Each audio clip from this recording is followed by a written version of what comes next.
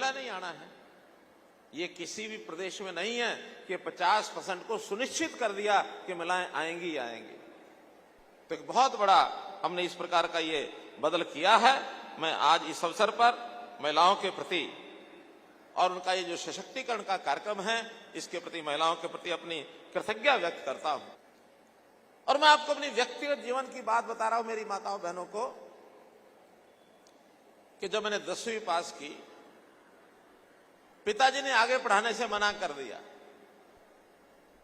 10वीं पास बालक की होता, 15-16 वर्ष की आयु होती है, और मैं थोड़ा छोटा बच्चा होता तो रोता है, और जब 15-16 वर्ष का हो जाता तो रोता नहीं है, रूस जाता है।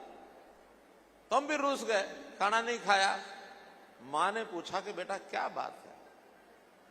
मैंने कहा मां मुझे आगे पढ़ना है, पिताजी ने मना कर दिया है।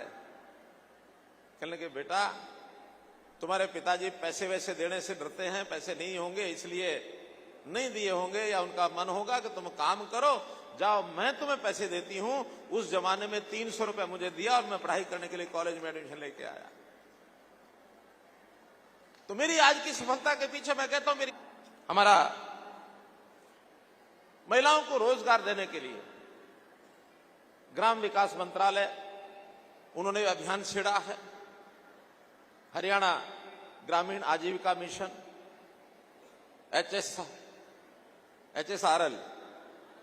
RLM, तो इस प्रकार से इसका एक बहुत बड़ा काम हरियाणा में हो रहा है। आज बहुत सी बहनें यहां आई और उन सब विषयों में पुरस्कार लेके गई। हमारे आंगनवाड़ी की बहनें पुरस्कार लेके गई। हमारी महिलाएं जो कुछ ना कुछ विशेष काम किया, चाहे शौर्य में किया, चाहे सेवा में किया, उन्होंने पुरस्कार लिए हैं। आज 154 पुरस्कार दिए गए हैं, जिनमें लगभग भागीदार 500 महिलाएं जरूर रही होंगी, बल्कि इससे ज्यादा रही होंगी। तो इतना सारा अग्रणी होकर के काम कर रहे हैं। हमारा जो ग्रामीण आजीविका मिशन है, 1 लाख रुपया साल से कम आय है, ऐसे परिवार के किसी एक सदस्य को आजीविका के माध्यम से उसकी इनकम कैसे बढ़ाई जाए, आय कैसे बढ़ाई जाए। 7.5 लाख परिवार हैं भाई बहनों ये। तो इस 7.5 लाख परिवारों में हमने इस वर्ष 1 लाख का टारगेट रखा था। 80,000 के लगभग एप्लीकेशन हमारे डिपार्टमेंट ने इसको चयन कर लिया है। अगले साल का 2 लाख का टारगेट रखा है, 2 लाख का। अब इसमें मैं जो अपील करना चाहता हूं, हो सकता है कोई परिवार ऐसा हो जहां कमाने की क्षमता रखने वाला या कोई इस प्रकार का जवान नहीं है जो घर के लिए कुछ कमा सके, और हो सकता है केवल महिला ही ऐसी हो जिसके ऊपर परिवार निर्भर है, और वो महिला भी हो सकता है उतनी सक्षम अभी तक नहीं होगी कि वो अपना काम अपने पैरों पर खड़ी होकर कर सके।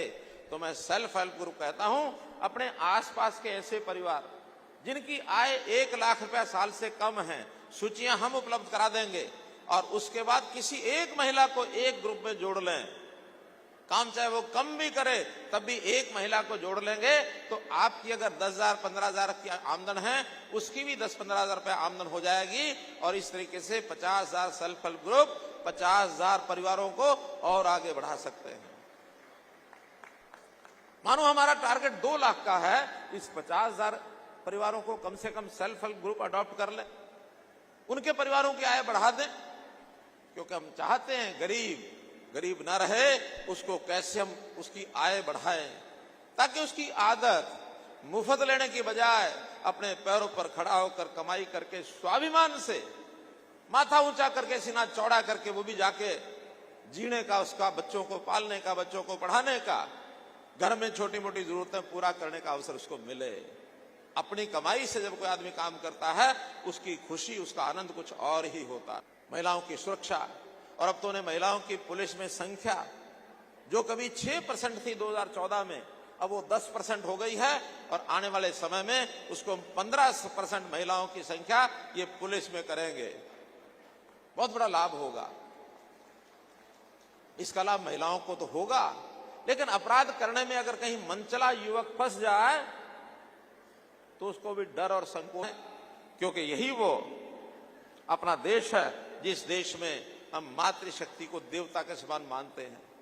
मातृदेवो भव, इस प्रकार की बात हमेशा हम कहते हैं। हम कहते हैं कि यत्र नारयन्ति पूज्यन्ते, यत नारेस्तु पूजन्ते रमन्ते तत्र देवता। नारी की पूजा जहां होती है और वहां देवता वास करते हैं। तो हमारा ये जो बहुत से प्रोडक्ट उत्पाद ये हम बनाते हैं, निर्माण करते हैं।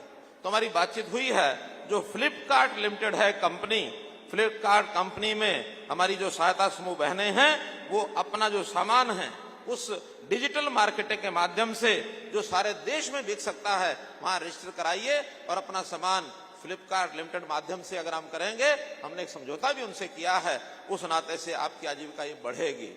और भी जिस प्रकार के सुझाव कोई महिलाओं के लिए आएंगे, कभी भी किसी भी समय दोनों विभागों में से कोई भी विभाग ये करेगा, उसको हम आगे बढ़ाएंगे।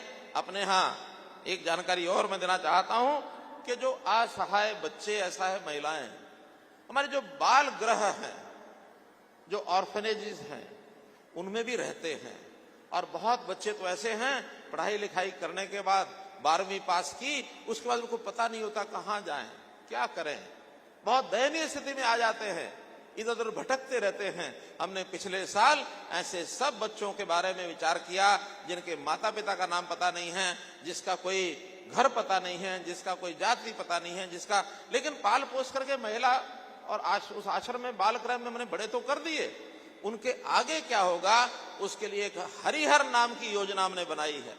हरिहर योजना 18 वर्ष के बाद ऐसे बच्चे का, बच्ची का 25 साल तक पूरी देखरेख सरकार करेगी। पढ़ाई करना चाहे पढ़ाई में उसको आगे बढ़ाएंगे, नहीं पढ़ाई करना चाहे तो ग्रुप डी और सी योग्यता के हिसाब से उनको बिना किसी परीक्षा के, बिना किसी इंटरव्यू के, जैसे एक्स ग्रेशिया नौकरी दी जाती है, तुरंत उसको नौकरी देंगे। 25 साल तक की गारंटी हमारी रहेगी। 25 साल तक उसको हम पालेंगे, पोसेंगे। और योजना बन चुकी है। 2 बालकों को 18 वर्ष के बाद उनको इसकी नौकरी मिल चुकी है, अभी और तलाश की जा रही है।